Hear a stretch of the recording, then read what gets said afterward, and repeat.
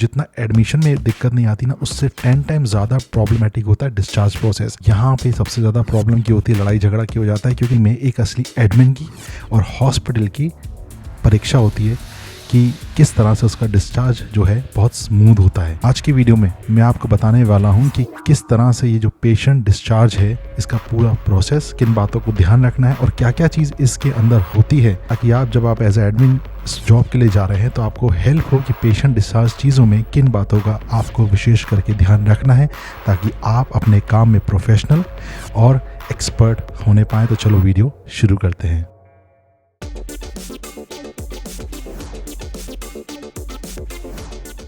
तो दोस्तों, सबसे पहले हम समझते हैं व्हाट इज़ पेशेंट डिस्चार्ज, मतलब कि पेशेंट डिस्चार्ज होता क्या है। अब इसको इस तरह समझो। देखो दोस्तों, डिस्चार्ज का मतलब होता है बेसिकली पेशेंट को हॉस्पिटल से रिलीज करना, और ये एक बहुत ही अहम भूमिका होती है। एडमिशन में आपको उतना दिक्कत नहीं आएगी जितना डिस्चार्ज में आती, एज पर माई एक्सपीरियंस, क्योंकि डिस्चार्ज जो होता है ना पेशेंट, उस समय पे बहुत सारी चीज़ों का आपका ध्यान रखना होता है, जैसे कि बिलिंग, फार्मेसी, डॉक्टर का प्रिस्क्रिप्शन, मेडिकल लैब से आपको उस रिपोर्ट्स कलेक्ट करनी है, बहुत सारी चीज़ें इसके अंदर होती हैं। तो जितना एडमिशन में दिक्कत नहीं आती ना, उससे 10 टाइम ज़्यादा प्रॉब्लमेटिक होता है डिस्चार्ज प्रोसेस। और इसलिए बहुत सारे हॉस्पिटल में पेशेंट सर्विसेज पे जो मेन एनालिसिस किया जाता है ना, वो डिस्चार्ज के ऊपर भी किया जाता है। उसका एक मेजर पार्ट ये भी है, क्योंकि पेशेंट को डिस्चार्ज होने में कितना टाइम लग रहा है वो मैटर करता है। क्योंकि एज़ पर माई एक्सपीरियंस, इतने कॉर्पोरेट हॉस्पिटल में काम करने के बाद मैंने देखा है कि discharge is one of the major part for the growth of hospital. Now मैं आपको बताऊंगा complete step of patient discharge process. Number 1 step, doctor approval. कोई भी पेशेंट बिना डॉक्टर के अप्रूवल के डिस्चार्ज नहीं हो सकता। जब तक उसको अप्रूव डॉक्टर ना करे कि he is ready to discharge, या उसको डिस्चार्ज करा जाए, तब तक वो पेशेंट हॉस्पिटल से रिलीज़ नहीं होता। तो सबसे पहला स्टेप आपको चाहिए पड़ता है कि डॉक्टर का अप्रूवल। डॉक्टर जब राउंड्स पे आते हैं तो उनके साथ नर्स, एडमिन और भी स्टाफ के लोग चलते हैं, और डॉक्टर उस पेशेंट की कंडीशन देखता है, प्रेजेंट कंडीशन देखता है, प्रीवियस कंडीशन से इम्प्रूवमेंट अगर है उसके अंदर, और कितना बेहतर रहेगा कि इसको यहाँ से डिस्चार्ज करना है या नहीं रहेगा, वो सारी कंडीशन देखने के बाद वो प्रिस्क्रिप्शन में डिस्चार्ज लिख देता है कि he is ready to discharge from the hospital. और जैसे ही जो डॉक्टर है अगर ये लिख देता है कि he is ready to discharge from the hospital, बस तभी से मान लो कि वो जो घड़ी है ना, वो चालू हो जाती है डिस्चार्ज प्रोसेस की, क्योंकि डॉक्टर के डिस्चार्ज होने के बाद ही आगे के सारे स्टेप्स बढ़ना शुरू होते हैं एक एक करके। तो पहला स्टेप है डॉक्टर का अप्रूवल, जो इस डिस्चार्ज प्रोसेस में सबसे पहला स्टेप माना जाता है। दूसरा स्टेप आता है नर्सिंग डिपार्टमेंट का। यहाँ पे नर्सेस क्या करती हैं, जैसे ही डॉक्टर ने डिस्चार्ज लिखा है तो नर्स क्या करेंगी, उस पूरी फाइल को प्रिपेयर करना शुरू करती हैं। मतलब कि उसके अंदर जो भी प्रिस्क्रिप्शंस लिखे गए हैं, जो भी उसमें आईवी फ्लूइड्स और ये सब जो डिटेल्स लिखी गई हैं, उन सबको प्रॉपर तरीके से चेक करना, उस पूरी समरी को रेडी करना, उसके बारे में लिखना, उनके बारे में डिटेल रिकॉर्ड मेंटेन करना। तो बेसिकली पेशेंट को रेडी करना और साथ में पेशेंट के जो डॉक्यूमेंट्स हैं उनको भी रेडी करना is the second major part of the nurse in the discharge process. जब तक नर्स अपनी तरफ से क्लियरेंस नहीं देगी तब तक प्रोसेस आगे नहीं बढ़ता, क्योंकि डॉक्टर के बाद सबसे ज़्यादा इंपॉर्टेंट कौन होता है, नर्स ही होती है। क्योंकि नर्स जो है पेशेंट को केयर करती है, उसकी देखरेख करती है। तो नर्स का फ़र्ज़ होता है, जैसे ही डॉक्टर ने लिख दिया डिस्चार्ज, तो नर्स क्या करेगी, सारे डॉक्यूमेंट पेपर रेडी करेगी, सारे जो दवाइयाँ हैं और जो जो चीज़ें उसको लग चुकी है उसके बारे में रिकॉर्ड मेंटेन हो रहा है वो सब मेंटेन करेगी, उसको प्रिपरेशन करेगी। साथ ही में उसके साथ साथ पेशेंट को भी वो क्या करेगी, रेडी करेगी। सारे जो फ्लूइड्स हैं, जो निडल्स हैं, वो हटाएगी और उस घाव पे स्वैब से क्लीन करके प्रॉपर तरीके से उसको रेडी करेगी डिस्चार्ज के लिए। तो सेकंड प्रोसेस क्या आता है स्टेप में, डॉक्टर के बाद नर्स का क्लियरेंस के लिए। थर्ड होता है फार्मेसी क्लियरेंस। फार्मेसी क्लियरेंस मतलब जितने भी मेडिकल जो दवाइयाँ उस पेशेंट को लगी हैं, जैसे कि आप देखें हर बड़े बड़े कॉर्पोरेट हॉस्पिटल के अंदर या हर हॉस्पिटल के अंदर आप देखिए फार्मेसी डिपार्टमेंट होता है, फार्मेसी शॉप्स होती हैं, जहाँ से पेशेंट जब एडमिट होता है तो सारी दवाइयाँ जो है हॉस्पिटल में लेके सप्लाई करी जाती है। तो एक पेपर आपको मिला जाता है कि भैया जैसे कि आपका पेशेंट एडमिट हो गया तो आपको ये दवाई डॉक्टर लिख देगा, आपको नीचे फार्मेसी से आपको लेके जाना है। आपको उस समय पैसे नहीं देना होते, बहुत जगह पे ऐसे होता है कि आपको देना पड़ता है, पर ज़्यादातर आप पैसे नहीं देंगे। क्या होगा, वो फार्मेसी जो आपको अपना केवल अपना रूम नंबर और पेशेंट का नाम, फाइल लेके जाना है और वो दवाई वो आपको देते जाएंगे। वो आखिरी में जब डिस्चार्ज होगा तो वो लोग बिल जनरेट करेंगे कि इस बिल नंबर पे इस पेशेंट के नाम पे और इस रूम पे जो ये पेशेंट है इसके नाम पे इतनी दवाइयाँ अलॉट करी गई हैं, कितनी यूज़ हुई हैं, कितनी रिफ़ंड हो सकती हैं, वो रिफ़ंड भी कराएं। ये ध्यान रखना। बहुत से पेशेंट्स क्या करते हैं और बहुत से स्टाफ में ऐसा होता है कि दवाइयाँ तो आती हैं लेकिन लोग रिफ़ंड नहीं कराते। रिफ़ंड ज़रूर कराएं। अगर आपको लग रहा है कि ये दवाइयाँ यूज़ नहीं हुई हैं तो उसको रिफ़ंड कराएं, उसका रिफ़ंड आपको ज़रूर मिलेगा। तो तीसरा स्टेप आता है फार्मेसी की तरफ से। जब फार्मेसी क्लियर करती है कि भैया इतना इतना इनका बिल बन चुका है, इतनी दवाइयाँ उन्होंने ली है, इतनी रिफ़ंड हो गई है, तो टोटल जो बिल आता है क्लियरेंस, तो फार्मेसी वाले अपना डॉक्यूमेंटेशन करेंगे और टोटल बिल बना के वो क्या करेंगे, नर्स को अपने नर्सिंग डेस्क के ऊपर भेजेंगे ताकि वो भी उस पेशेंट की फाइल में पंच इन कर दिया जाए फार्मेसी की तरफ से क्लियरेंस हो चुका है। चौथा स्टेप आता है बिलिंग डिपार्टमेंट। बिलिंग डिपार्टमेंट में जितने भी जो चीज़ें हैं जो हॉस्पिटल की इस्तेमाल हुई हैं उसके बारे में बिल बनाया जाता है, जैसे कि रूम रेंट, कंसल्टेशन फीस और उसके बाद मेडिकल टेस्ट जो भी आपके हुए हैं, और उसके बाद आपका जो अगर आपने कोई एक्स्ट्रा फूड जो किचन या जो किचन की सर्विसेज को आपने जो एक्स्ट्रा फूड आपने यूज़ करा है, जो अपार्ट फ्रॉम डेली फ्री के बाद अलावा जो भी आपको हॉस्पिटल के अलावा जो आपने फूड जो एक्स्ट्रा मंगवाया है उसका चार्ज, वो सारी चीज़ें बिलिंग जो डेस्क है उस पर कैलकुलेट करी जाती हैं कि टोटल जो फैसिलिटी है, जो पेशेंट ने टोटल जो सारी चीज़ें यूज़ करी है वो ये यूज़ करी है, उसके चार्ज ये दिए गए हैं, डॉक्टर की फ़ीस, हॉस्पिटल की फ़ीस और सारी चीज़ें उसके अंदर होती हैं। और वो फिर क्या करा जाता है, उस बिलिंग पेपर को अगेन नर्सिंग डेस्क पे या नर्सिंग स्टेशन पे दिया जाता है, जहाँ पे वो फाइल में पिन अप कर दिया जाता है कि बिलिंग की तरफ से ये चार्जेस जो हैं पेशेंट ने यूज़ करें, ये सर्विसेज यूज़ करी है और ये टोटल इनका चार्ज है जो उसमें पिन अप कर दिया जाता है। पांचवा स्टेप आता है डिस्चार्ज समरी। ये सबसे इंपॉर्टेंट पार्ट है और यहाँ पे एडमिन को सबसे ज़्यादा ध्यान देना चाहिए, क्योंकि डिस्चार्ज प्रोसेस की जो डिस्चार्ज समरी मतलब होता है कि पेशेंट की समरी, पेशेंट के बारे में हर डिटेल जो है उस समरी में मेंशन होती है। जब तक डिस्चार्ज समरी रेडी नहीं होती पेशेंट डिस्चार्ज नहीं हो सकता, ये भी ध्यान रखना, क्योंकि discharge summary is also one of the most important part. जब तक डिस्चार्ज समरी नहीं होगी, क्योंकि डिस्चार्ज समरी में हर चीज़ मेंशन होती है, पेशेंट के बारे में, उसकी डिजीज़ के बारे में, उसके ट्रीटमेंट के बारे में, उसकी नेक्स्ट विजिट के बारे में, किस डॉक्टर को दिखाया है, क्या बीमारी थी, कौन सी मेडिकेशन है, वो सारी डिटेल जो नर्स ने जितना भी जो पुलंदा बनाया, जो नर्स ने जितनी भी इसको दवाइयाँ दी हैं, जितना भी ट्रीटमेंट उसका चला है, वो हर चीज़ डिस्चार्ज समरी में मेंशन की जाती है। नेक्स्ट विजिट कब होगी पेशेंट की, वो भी सारी चीज़ें डिस्चार्ज समरी में विजिट करी जाती है। और डिस्चार्ज समरी बहुत ही इंपॉर्टेंट पार्ट प्ले करती है, क्योंकि जब पेशेंट को पता ही नहीं होगा कि मुझे कब आना है, किस चीज़ का इलाज हुआ है, क्या क्या चीज़ें लगी, तो इस चीज़ में बहुत डिले हो जाता है। इसलिए, और याद रखिए कॉर्पोरेट हॉस्पिटल में जैसे मैंने काम करा, एक पेशेंट एक बार में डिस्चार्ज नहीं होता। एक साथ मान लीजिए करीब 40 पेशेंट डिस्चार्ज हो गए, 20 पेशेंट डिस्चार्ज हो गए, तो वर्कलोड बहुत ज़्यादा होता है, बहुत प्रेशर होता है, बहुत एग्रेसिव होता है। तो इसलिए बहुत ज़रूरी है कि डिस्चार्ज समरी को बहुत ही ध्यान से ऑब्जर्व करा जाए, इस पर बहुत नज़र रखी जाए।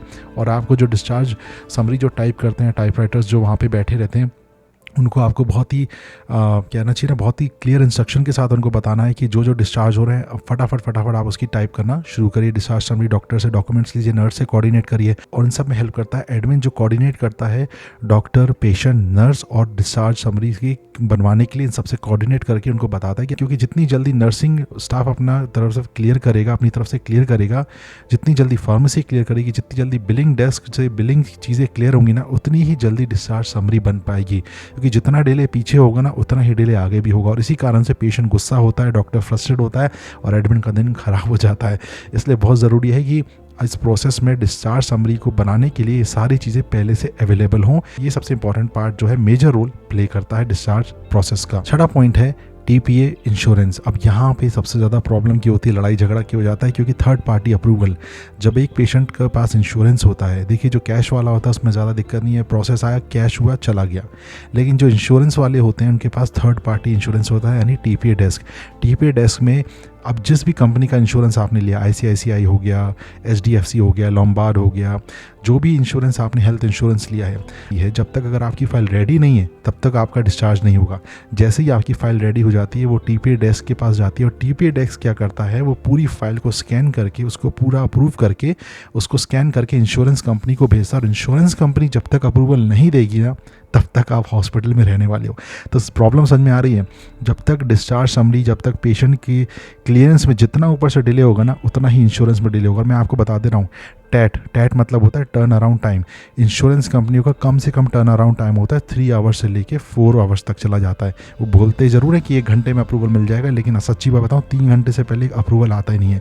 तो आप समझ लो किसी पेशेंट को इंश्योरेंस का अप्रूवल आने के लिए अगर 3 घंटे का टाइम दिया जा रहा है तो 3 घंटे तो वो उसका इंश्योरेंस का वेट करेगा, और वहीं पे अगर उसको ऊपर से डिले हो गया 1-2 घंटे का तो मान लो 6 घंटे उसको सिर्फ हॉस्पिटल से बाहर जाने में लग जाते हैं। तो दैट इज़ फ्रस्ट्रेटिंग, तो इरिटेट तो हो गई ना। तो इसलिए यहाँ पे इसलिए मैंने बोला कि डिस्चार्ज जो प्रोसेस है ना ये बहुत आसान नहीं है, बहुत टफ है। एडमिशन तो बहुत ईजी है, फटाफट हो जाता है। Discharge is the main game of patient care services. अगर आपने डिस्चार्ज प्रोसेस में पकड़ बना ली, प्रोसेस को एक स्मूथ स्ट्रीमलाइन कर लिया ना, तो आपने समझ लो 50% आपका हॉस्पिटल का आपने पेशेंट सर्विसेज में एक्सीलेंस पा लिया, क्योंकि डिस्चार्ज प्रोसेस का ही सारा गेम है। अगर अच्छी तरह पेशेंट डिस्चार्ज होगा तो वो बार बार आएगा और दूसरों को रिकमेंड करेगा, सर्विसेज को एक्सीलेंट देगा। और वहीं पे अगर पुअर होगा कि पेशेंट को 8 घंटे सिर्फ डिस्चार्ज होने में लग गए तो अब ऐसी बात है वो फ्रस्ट्रेट हो जाएगा, फिर आपको बुरे रिव्यूज़ ही देगा। ऐसा मेरा एक्सपीरियंस है 8 साल का, क्योंकि मैंने बहुत अच्छे पॉजिटिव रिस्पॉन्स भी देखे, नेगेटिव भी देखे, लूप होल्स भी देखे हैं, इसलिए मैं आपको एज एक्सपीरियंस बता रहा हूँ। It's not an easy job. तो बहुत ज़रूरी है, क्योंकि इंश्योरेंस कंपनियों से बहुत टाइम लग जाता है इंश्योरेंस से अप्रूवल आने में, जिसके कारण से पेशेंट फ्रस्ट्रेट होने लग जाता है, अनकम्फर्टेबल होने लग जाता है। और जिसके कारण से क्या होता है, जब तक पेशेंट डिस्चार्ज नहीं होगा नया पेशेंट हम ऑक्यूपाई नहीं कर पाएंगे। क्यों? क्योंकि रूम वैकेंट ही नहीं होगा। जब तक उस रूम में पेशेंट बैठा है तब तक आप नया पेशेंट नहीं ले सकते, तो कहीं ना कहीं हॉस्पिटल को उसका लॉस भुगतना पड़ता है। आप न्यू एडमिशन नहीं करा सकते। भाई अगर आप एडमिशन कैसे कराओगे? आप कोई पेशेंट इमरजेंसी, क्योंकि पेशेंट जब आते हैं वो इमरजेंसी में ही आते हैं या कोई प्रॉब्लम हो तभी आते हैं ना। अब कोई पेशेंट प्रॉब्लम में इमरजेंसी में आया तो आप उसको रिसेप्शन पर तो नहीं छोड़ोगे, आप उसको जल्दी से जल्दी अटेंड करके रूम में उसको अलाउड करोगे ना। लेकिन जब आपका पुराना पेशेंट उस रूम से डिस्चार्ज ही नहीं हो रहा है क्योंकि इतने लेट प्रोसेस के कारण, तो आप नया एडमिशन भी नहीं लोगे, तो अल्टीमेटली लॉस किसका होगा? हॉस्पिटल का होगा। इसलिए मैं बोल रहा हूँ डिस्चार्ज प्रोसेस जो है, मतलब ये मान लो कि वो 50-60% है हॉस्पिटल की सर्विसेज के ऊपर डिपेंडेंट होता है। पूरा हॉस्पिटल इस प्रोसेस के ऊपर डिपेंडेंट होता है, क्योंकि जितनी जल्दी डिस्चार्ज होगा उतनी जल्दी रूम खाली होगा, उतनी जल्दी हाउस कीपिंग आके क्लीनिंग करेगा, उतनी जल्दी फटाफट उसके ऊपर नर्सेज प्रिपरेशन करेगी ताकि नया पेशेंट आ पाए। और वहीं पर अगर स्लो होगा ना तो वो पेशेंट जो है वो वेट करते करते वो दूसरे हॉस्पिटल चला जाएगा। That is why it is very important. Next and the last point is physical clearance. मतलब कि जैसे ही आपको टी पे अप्रूवल आ जाता है, अब आपको क्या मिलता है? एक रिसिप्ट दी जाती है। आपको एडमिन और जो फ्लोर मैनेजर है वो आपके पास आएंगे, आपसे बात करेंगे, आपके रिव्यूज़ लेंगे कि आपको कैसा लगा, आपकी सर्विसेज के बारे में आपको बताएंगे कि हमने जो सर्विसेज दी आपको कैसा लगा, इसके बारे में रेट एंड रिव्यू करेंगे। 99% हॉस्पिटल जो होते हैं वो HIS सिस्टम को यूज़ करते हैं, that is hospital info system, जहाँ पे पेशेंट अपने रिव्यूज़, अपने डिस्चार्ज प्रोसेस, अपनी रेटिंग्स के बारे में उनके पास कॉल जाता है, वो बताते हैं और उसके बेस पे आपके हॉस्पिटल की प्रोसेस को, आपके हॉस्पिटल की सर्विसेज को रेट और रिव्यू करा जाता है। और फिर वो मार्केट में कॉम्पिटिट करा जाता है कि best hospital, best patient services, best patient, best doctor, ये सारी फैसिलिटी कहाँ है। तो बहुत इंपॉर्टेंट होती है डिस्चार्ज प्रोसेस। तो सिक्योरिटी आपको चेक करेगी जाने के पहले, आपके रूम को चेक करेगी, आपको चेक करेगी कि आप कोई हॉस्पिटल की कोई चीज़ ऐसा तो नहीं कि आप लेके जा रहे हो या कोई ऐसी चीज़ तो नहीं है आपके, क्योंकि जैसे मान लीजिए अगर हॉस्पिटल में ये चीज़ बहुत ध्यान रखना, जब पेशेंट निकलता है तो टैग होता है, तो ऐसा तो नहीं वो टैग उसका निकाला ही ना गया हो, तो वो भी एक इशू होता है। तो इसलिए ये सब चीज़ें सिक्योरिटी चेक करती है कि आपका सामान चेक करती है, आपके टैग वगैरह चेक करती है, हॉस्पिटल की जो ड्रेसेस है आप प्रॉपर वापस सबमिट करके जा रहे हैं, वापस रख के जा रहे हैं कि नहीं, तो ये सब फिजिकल चेक होता है। दूसरा फिजिकल चेकआउट मतलब होता है कि जब आपका अप्रूवल आ गया तो आपने अपने डॉक्यूमेंटेशंस को साइन करना है, उसकी हार्ड कॉपी आपको दी जाएगी, एक कॉपी हॉस्पिटल के पास होगी एज अप्रूव।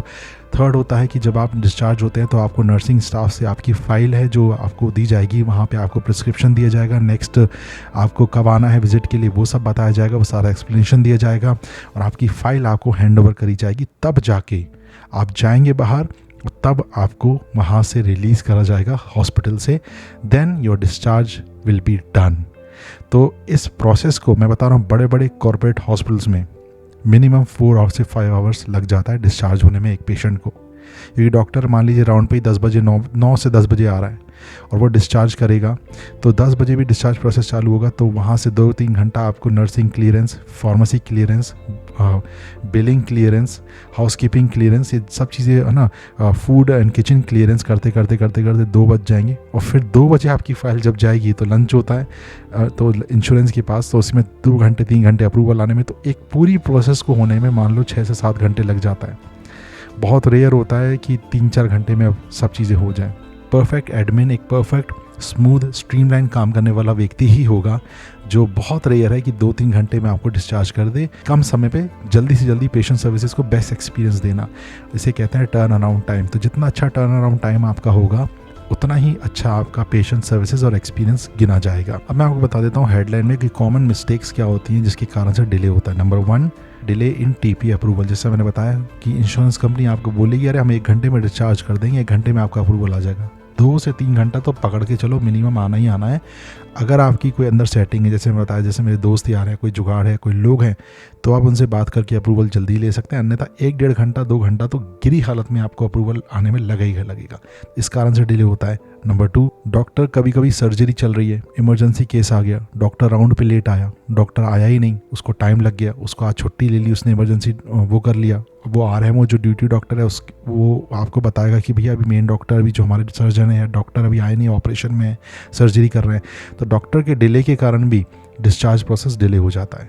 तीसरा, फार्मेसी मेडिसिन अनअवेलेबल, मतलब कि अगर फार्मेसी पे जो डॉक्टर ने प्रिस्क्रिप्शन में जो दवाइयाँ आपको दी हैं, जो नर्स को आपको पेपर दिया है, उसमें दवाइयाँ जो दी गई हैं वो दवाइयाँ स्टॉक में ही नहीं हो, तो जब वो स्टॉक में नहीं होती तो मंगवाना पड़ती है बाहर से। जब वो आएंगी फिर वो दवाइयाँ मिलेंगी, फिर उसके बाद वो आपको नर्स को देगा, फिर वो क्लियरेंस होगा। तो फार्मेसी की तरफ से ये भी एक इशू आता है कि जब मेडिसिन अवेलेबल ही नहीं होती ना, उस कंडीशन में क्लियरेंस नहीं होगा। जब तक क्लियरेंस नहीं होगा तब तक कहानी आगे नहीं बढ़ेगी। तो इस कारण से भी डिले होता है। Number 4, bill dispute. अब ये बहुत इंपॉर्टेंट है कि जब तक जैसे मान लीजिए आपको बिल मिल गया 30,000 का, ठीक है, लेकिन आपने बोला यार मैंने तो जो यूज़ करी चीज़ें उसके अनुसार 25-26 हज़ार का है, तो 4 हज़ार का डिफरेंस क्यों है। तो इस प्रकार के जो डिस्प्यूट हो जाते हैं और इस पर बहुत बड़े बड़े केसेस और बहुत बड़े बड़े फ्रस्ट्रेशन और लड़ाइयाँ झगड़े तक हो जाते हैं।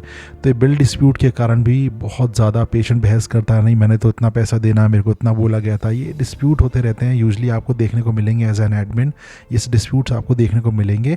इन डिस्प्यूट के कारण ही डिस्चार्ज प्रोसेस ज़बरदस्ती डिले होती जाती है। नंबर 5, पेशेंट फैमिली कन्फ्यूज्ड या फिर इम्पेशेंट। अब होता क्या है, डिले क्यों होती है, क्योंकि पेशेंट फैमिली जो होती है ना, या तो वो कंफ्यूज होते हैं, अरे डॉक्टर ने लिख तो दिया लेकिन पेशेंट ठीक है नहीं, अरे अभी रुक जाओ, पहले डॉक्टर से बात करने दो, 1 सेकंड ओपिनियन लेने दो, अरे भाई डॉक्टर ने आपको देख लिया, लिख लिया, डिस्चार्ज कर दिया, ख़त्म। नहीं, लेकिन उनको क्या है, डिले करना है। लेकिन क्या होता है, एक डाउट आता है, नहीं सेकंड ओपिनियन, ऐसा तो नहीं, वैसा तो नहीं, इस कारण से डिले होता है। साथ ही में इम्पेशेंट हो जाते हैं कई बार, और जब डॉक्टर ने डिस्चार्ज लिख दिया तो हर 2 मिनट में आके हो गया डिस्चार्ज, हर 2 मिनट में आके हो गया प्रोसेस।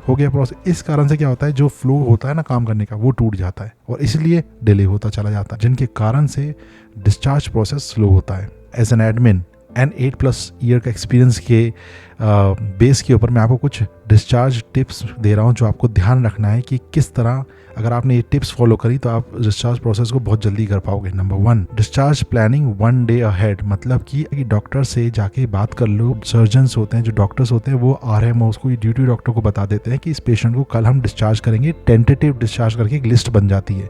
टेंटेटिव मतलब हो सकता है इस पेशेंट को हम कल डिस्चार्ज कर दें। तो वो टेंटेटिव डिस्चार्ज जो है ना, वो आप आरएमओ से या डॉक्टर से आप कंसल्ट कर लीजिए, पेपर में लिख लीजिए कि ये रूम नंबर का पेशेंट डिस्चार्ज होने के चांसेस हैं इसके।